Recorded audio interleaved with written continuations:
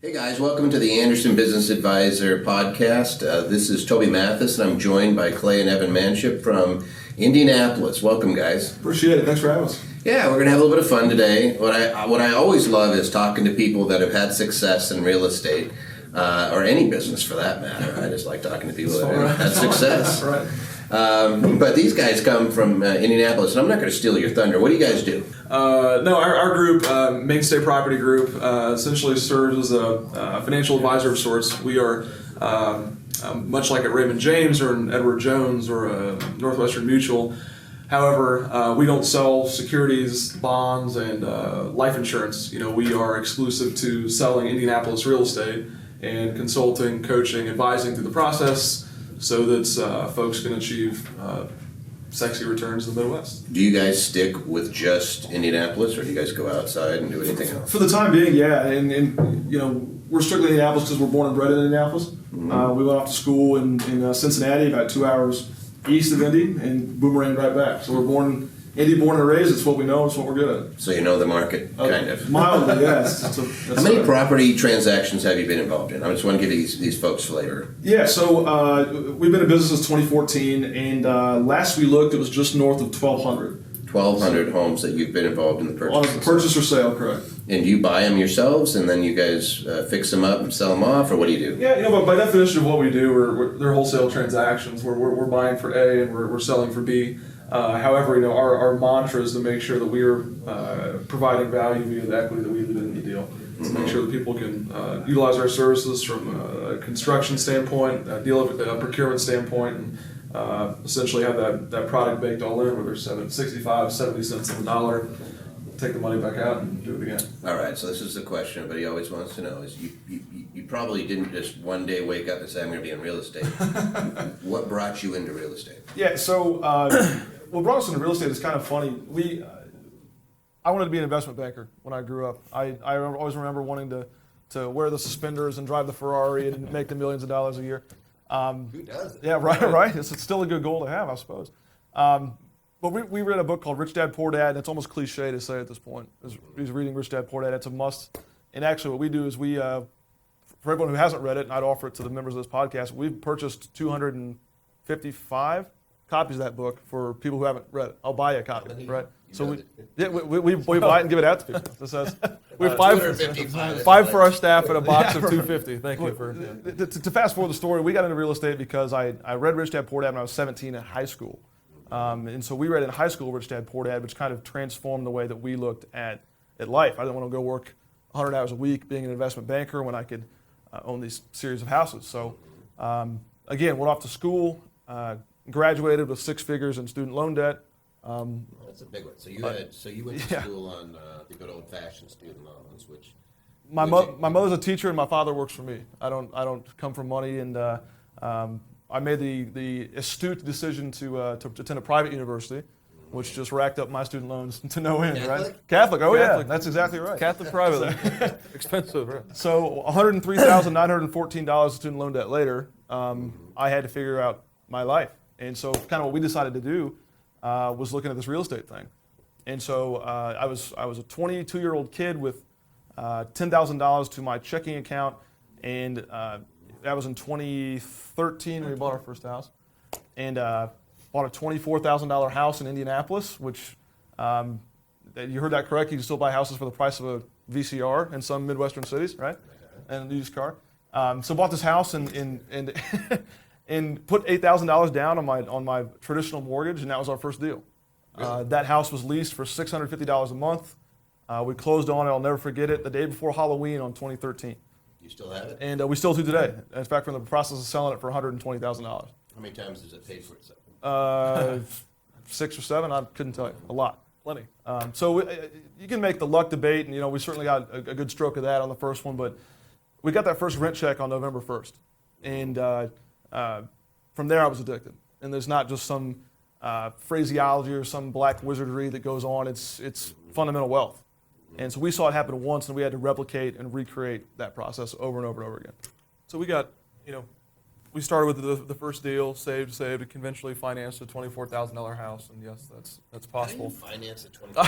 It was goofy. Looking back on it, it's amazing that it worked out. It was the goofiest thing. We know the mortgage payment was $94 or something, or it is $94, and it's leasing for $650, so it's easy, right? Everybody, fish in a barrel. This was the easiest thing. It was 2013. Nobody was buying. It was easy, but I realized really quickly how much we'd have to work to save up to start buying and conventionally financing these other homes. So at the time, we were still living at mom and dad's house. We were landlords living in our parents' house. So we owned real estate, owned houses. Okay. We're millennials. We can get away with it. So we were living with mom and dad. Bought the first house. We actually bought another house we conventionally financed, and we were. Do you still live with them? I had to say we graduated from that. Only 2 more years. Bought house number 1, bought house number 2, and then we were out of money. We were living with mom and dad, didn't have 2 pennies to rub together, and started knocking down doors looking for private capital. After 270, I know this exact number too, just like the books, 270 people told us no. They wanted nothing to do with us. Capital markets are still scarce. 23-year-old kids didn't know what we were doing. With a negative net worth, mind you. Right. So. Hey, you got some good old student debt. Right, good old consumer debt. So we had our 271st guy, I'll never forget his name. His name is Jeb, and Jeb will likely watch this podcast at some point, so I hope he gets a shout out to Jeb here. But Jeb, brilliant, was some dude I met online on biggerpockets.com. Said, yeah, you seem like you know what you're doing. I'll lend you $30,000. So we took that $30,000, bought a house. I racked up $4 or $5,000 on a credit card, buying materials, doing the work myself, and refinanced the thing out for like $85,000 the next month. Or appraised for $85,000. So we learned very quickly that while there are people that, once we had a track record, it's like, okay, this guy doesn't want to lend us money anymore. He wanted to build a portfolio like we were building. So we identified essentially a niche for that service to identify and procure investment opportunity and help build people's portfolios. So one Jeb turned to 10, turned to 20, and now we service everywhere from investors from Stockholm to Sydney to Miami and Seattle. Yeah, so you're finding them the houses. Yeah. Do you guys do all the rehab and everything? I don't see you do it for them. Everything's in house. What I joke about with Ev is that I'm in real estate because I'm a control freak, and so I want to know every single process of what's going on. So we're kind of I call it a cafeteria service, right? So you can go in and use us for what you want and leave what you don't, right? So for what we do is we come in and our secret sauce is procuring properties, and so we start there. And if you want us to rehab it for you, if you want to kick your feet up on the beach, and you do. Like when you're doing wholesale, because I know your group. Yes. It's a fantastic group of wholesalers. Thank you. But you guys are knocking on doors, throwing out tons of advertising, looking for people that might want to be selling their houses. Right? You're not waiting for deals, but you're going out. And that's kind of how, again, going back to that first deal we had to raise money for, but it was we're in a transition period in the market, at least in Indianapolis, where we couldn't just log on Zillow and press yes and buy houses anymore. It was getting competitive. And so we had to develop, if we're going to keep our business model moving, we were forced to start that process. So what started off is Evan and I kind of walking by houses and knocking on doors ourselves into today where Which worked in 2014, by the way. Yeah. to today where we're spending well in excess of $50,000, sometimes $60,000 a month to procure the inventory we need to make our machine move. Let's make sure that people actually heard that right. $50,000 to $60,000 a month just in the advertising. Just in advertising, correct. That's marketing overhead for our company. Yeah. And that's why you use wholesalers. Yeah, absolutely. Wholesalers go out and do all that stuff so you don't have to. But yeah, we're value guys. That's kind of where it starts and stops. If you buy the property right, you're not. I mean, no matter what you're buying, you got to buy the thing right. So we're identifying the value. We're trying to take the heavy lifting out of it, and service folks who live, whether you live 20 miles away or 2,000 miles away in San Jose. That's really where our group comes in. That's really cool. Now I have to ask you, everybody's had their share of face plants. You do the scorpion, your legs go up over your head. What's your worst? I'm going to look at you, man. I know I can tell a story. Yeah, no, this is fun. This is a good one and a really important one. I think it really had us, I guess we earned our stripes early. First house I ever flipped, I lost $36,000. Didn't help with that $100,000 in student debt that we were still in. But I'll never forget the address. Look it up. 1145 Linden Street, Indianapolis, Indiana, 46203. You said you know your numbers. Not to be particular at all. No, not at all. Not at all. Bought the thing for 125 when we were putting 125 into it, and we made the newbie mistake of completely being over leveraged with hard money. Had a couple of contractors walk and so on and so forth. But we realized that while you're working a 9-to-5 job and you're trying to do a full-on redevelopment of a historically protected property, it doesn't. There are a million things that can go wrong. So, and if I can interject, it's just textbook mismanagement. And I think you can look at any investment you make, and if you're mismanaging it, everybody's done what you guys just described. Everybody that's been in real estate for a while has done it. And sometimes I get, and I think as investors we get, guilty of this. At least we do. But it's not the first time, and I'm sure it won't be the last. No, I always say, like, I better want to have that house in case I have to keep it. We've done that. Even in Vegas in 2008 when we had this great marketplace, we did it. We had a roof cave in and destroy everything we just did on the house, and like nobody could have predicted it. It was just a torrential down. It happens. Boom, the rain hits. It never hits in Vegas, right? And it ended up caving in the roof and destroying all the hardwoods we just put in and everything else. Love that. Oops. Yeah, it's like, it's not as bad. It's one of those things where I still have the house to this day, and I'm glad I have it. Yeah, it's tuition. We knew this was something. It wasn't a hobby. It wasn't a short-term thing, and we know it's an investment. There are inherent risks in every investment. We just understood that. So it was we went out for a margarita after we lost some $30,000, but it was well worth it. You probably had one that offset that too. Like 10 times over. It's and that's really the name of the game. I mean, but you dumped the property. You didn't just want to keep it? No, I mean, for me, I think tuition's a great word. I always relate stuff back to the student loan thing. Taught me a lot, and I paid a lot of money for that degree, and this degree took me 1 year to flip that property and cost me only $36,000. Right. It was a year to get done with it. I had contractors walk. I had hard money guys up down my back. It was an interesting situation, but it was just textbook mismanagement. What was your hard money at? 12%, 2 points. I can give you the numbers like always. 12%, 2 points. We borrowed $160,000. So it was a 360-day note, and we closed on day 354 or something like that. So you had an after repair value that was. Were you just estimating high, or was it? No. If you take it on paper, you just say 125, 125, and I think we sold it for 3 1/4. Yeah. Well, we would have made plenty of money, but rehab budget swole up. Yep. 360 days at 12% interest is a lot of money. And it just kind of got out of control. But again, going back to it now is what we've been able to do is take that tuition. If you don't apply it, it's meaningless, right? So you got to find a way to fix that for us. So for the way we kind of took that and said, okay, if we're flipping houses now or we're managing construction projects for other people, how do we fix that? So we have a full-on staff now who's managing day-to-day within a CRM daily operations on the construction side. It goes exclusively to the point where we have our project manager on staff. I mean, his job is to drive the company truck around and make sure that when someone says cabinets are going in on Monday morning at 8 a.m., cabinets will be there at Monday morning at 8 a.m. So, applying that tuition was clutch because, granted we were in the city, but we were working our 9-to-5 jobs, and the amount of clients we service that live thousands of miles away, 4-hour flight away, it's a whole lot different. Makes them feel infinitely better about the ability to invest in Indy. What's your communication like with somebody who buys the property from you guys? Are you guys keeping them appraised every step of the way, or are you just giving them once a month? What are you guys kind of doing? Really what we don't, I think the better way to answer this is what we don't do. The amount of times that we've sold a property and kind of washed our hands, or I can count on one hand the amount of times we've done that. Really, Aaron, as our project manager, is a tremendous resource for our group and particularly for our investors, but he gives every other day, certainly weekly updates. Kind of how we like to focus things is we don't have a buyer's list. We don't have a listings online. We have deep, intimate conversations in a setting just like this with our investors. What are you looking for? How can we hand tailor a solution that achieves both goals, whether it's a new construction home, apartment building, you name it. So a lot of what we do is residential, but it's a constant element of being kept abreast. You find other things no matter what. Once you're known as a buyer, everybody's going to come looking for you when it comes down. We like investors that let the deal speak to us. We don't buy a rental and shove rental down somebody's throat. We find value, we procure value, and then we add value, and we really let the deal speak to what we do to it. And what we tell people, Toby, is that we tell people that we want people to be as hands-on or as hands-off as you want. If you want to come in and pick the color of the grout in the guest shower, by all means, we'll be there. Do not do that. But after we earn your business and earn your trust, and you want us to just handle it for you, and you want to flip houses while sitting on the beach, that's our goal, is to be able to provide that for you. The worst thing I've ever done is visited the houses. Yeah.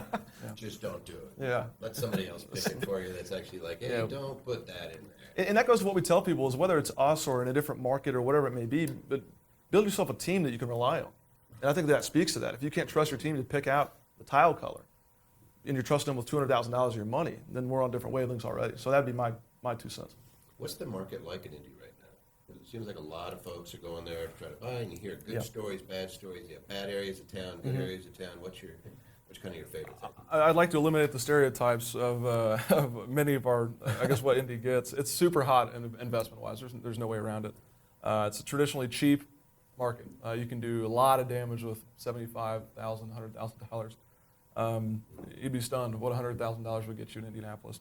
For the most part, population's continuing to grow, jobs are continuing to come in, but the market's super attractive, certainly for folks that have IRA money or just idle funds sitting in securities or something. It just Are you getting appreciation, or is it mostly just cash flow? Yeah, it's steady, Eddie. I mean, for what I always tell people is that if you go back historically and look at the crash when it occurred, the worst month in Indianapolis was in a zip code 46220, and the dip on the downturn equity-wise was 17%. I'm a numbers guy. I'm a big data guy. I don't let check me, right? Free. I like these guys. So it's funny to me, but historically the worst month in Indianapolis history, maybe since the Great Depression, went down 17% in value. So we're never going to be a Vegas. We're never going to be a Phoenix, right? But if we're trying to slow predictable growth, we call it the boring method. We want to be boring, and that's what Indianapolis is. We're both recovering Cincinnati Reds fans, and we tell everybody that we use a baseball analogy for everything. We're not trying to hit home runs, not in Indy. You'll get a stand-up double or something every now and again, but we don't care if we get plunked by a pitch, flare one to right field, or hit a sharp line drive up the gut. We're just trying to get everybody on base. So try to get to first base, and that's what we're constantly All right, pushing. since you guys throw baseball out there, right across the street we have the Aviators having their. I saw that. Yeah. It's their little It's stadium. opening night tonight. This is opening night. All right. Wait, I think tomorrow's the second game, so tonight's the first There game. you go. They just built that thing like a year. No kidding. It's just a complete aside. But if you were going to talk to somebody who was just getting into baseball, so they're just getting into real estate, what would you tell them? I think it's important to know the game. I think it's important to much like when you're getting into real estate, I think it's important to turn on the TV, watch the Reds. No, don't watch the Reds. Watch the Aviators. You got to know the game you're playing before you can effectively be good at it. So crunching numbers, understanding deals, understanding markets. The amount of investors who have had success with us are oftentimes folks who have maybe faltered with their first deal. People that now they really know what they're getting themselves into, and they understand this is an appropriate measure to take to be effective. So, turn on the TV. I guess that's the best. Yeah, and maybe continuing down that metaphor is don't be afraid to swing the bat. I mean, so many people come up and they've got their money and they've done all the research, and right, and they see the pitch coming and they just kind of freeze. There's some point you have to swing and just kind of go for it. So, our successful investors are exactly that. People who are intelligent. And they're looking for the right team to build themselves around, and we provide the rest. Now, would you guys be considered millennials? Yes, absolutely. I think Yeah, so, right. All right. So the millennials. Here's the rub on the millennials: is they're not buying houses anymore, right? Yep. They're not buying their houses; they're renting. Rents have been going up. The home ownership's been kind of declining. What would you tell somebody who's in high school? We'll take it into high school. So we'll say you're in high school, and you're going up and you're talking about their future and. My personal belief that the millennials can't buy houses because they have so much student debt. Right. It's more than credit card debt now. It's just 1.5 It's crazy. trillion. I don't think it's just your belief, Toby. I think we're all on the same page on that one. Well, all right. So what would you tell that high schooler now? Yeah. It's tough. We're in a society. I'm guilty of it. I have we both have finance and economics degrees that by all definitions were overpriced. I wouldn't take my time back at college forever, but it's an overpriced 4 years of partying. I would tell people to understand the society you're in and ask questions. Our corporate motto, we've got a big wall in our office that says "Ask Why," and we encourage every investor, every client, every employee to always have that kind of question mark in the back of your head, not just to be rebellious, but to better understand, what that's going to look like. So my advice to an 18-year-old or 17-year-old getting ready to head that direction is, why do you need a degree? Why do you need debt? If you are going to take it on, what's the return? Things like that. Very, very rudimentary ways of looking at it, but don't just blindly follow. Economics degree's not bad, guys. English degree, I get I majored in Spanish. I'm like, all right. Finance or interpretive dance? I went with finance. Yeah. I always look at it as thank God for those degrees because they subsidize all the engineers. Right. And Toby, if I can add something else, maybe on a more tangible level, something that we're really passionate about. We actually have a nonprofit that we're working for right now that is all about implementing financial education in high schools. Really? The fact that we're passionate about it. It's what I wake up thinking about, and quite frankly, go to bed thinking about. But the fact that we can graduate high school now and not know what a credit score is, but we know darn well what chlorophyll is.